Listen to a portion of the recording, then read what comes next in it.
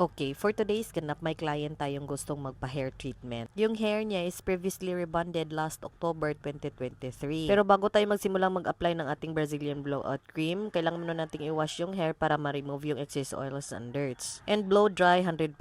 So ito na yon, kailangan na muna nating i-stir yan for at least 15 seconds bago natin i-apply sa buhok ni client. At dito naman tayo sa pag-a-apply. Starting from the nape, tapos wag isagad sa anit. Kailangan 2 cm away from scalp. Tapos gumamit ng ganitong brush, yung tinting talaga.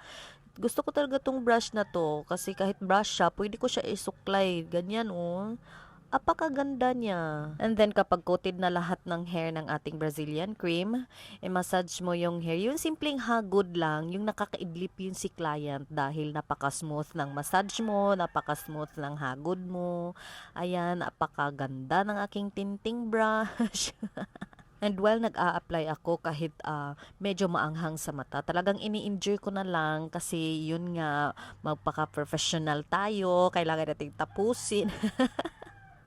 So ito na, coated na lahat. Kailangan na natin yang i-cover ng plastic o kaya cling wrap and then leave for at least 15 to 30 minutes. So, after ng ating natural steam, kailangan muna nating i-remove yung excess cream. And sorry kasi di ko na videohan yung suklay na ginamit ko dito para talaga maalis yung mga excess natin na cream. And then, wag muna nating i-wash kasi kailangan natin siyang i-blow dry by 80%. Kasi kapag mainit yung blower mo, talagang maanghang siya, kawawa naman yung client, iiyak ka din, ang sakit sa ilong. Pagkatapos nating i-blow dry by 80%, kailangan na muna nating is-section ulit by 4. O depende na rin yan sa'yo kung ilang section ang gusto nyo. Tapos i-plancha natin 4 times and 180 to 200 lang yung degree na ginamit ko dyan. Sa lahat ng treatment na na-experience ko, ito yung treatment na kailangan mo talaga ng mahabang pasensya, tapos effort talaga kasi kailangan mo paper thin para absorb talaga yung chemical na ginagamit mo. Maanghang siya sa mata, masakit sa ilong, kaya yung ilong ko ayaw mawala-wala yung sipon.